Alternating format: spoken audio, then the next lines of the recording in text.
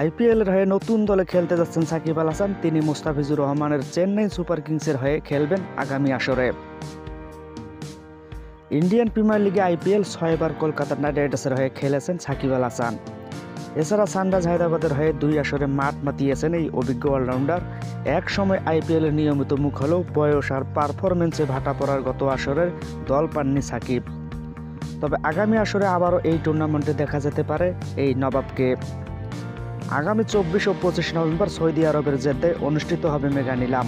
তার আগে দলগুলো সর্বোচ্চ 6 জন ক্রিকেটার ধরে রাখার সুযোগ পেয়েছে। চেন্নাই সুপার কিংস 5 জন ক্রিকেটারকে ধরে রেখেছে।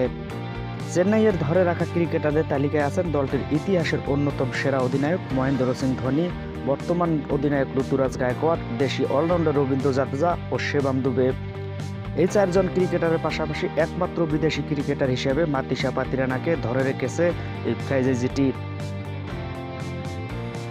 আসন্ন মেগা নিলামের আগে ফ্র্যাঞ্চাইজিগুলো তাদের পছন্দের ক্রিকেটারদের নিয়ে পরিকল্পনা সাজায় আর নিলামে তাদের উপর নজর রাখে, চেষ্টা করে দলে ফেরানোর। আর তাদের পরিকল্পনা কিছুটা ছাপ থাকে সামাজিক যোগাযোগ মাধ্যমে।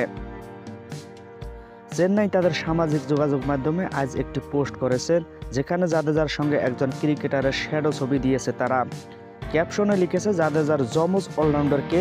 এই ছবি আর ক্যাপশনের সঙ্গে অনেকেই সাকিবের মিল খুঁজে পাচ্ছেন আর 2-4 মিলিয়ে ধরে নিচ্ছেন এবারের নিলাম থেকে সাকিবকে দলে বেরাতে যাচ্ছে চেন্নাই সুপার কিংস।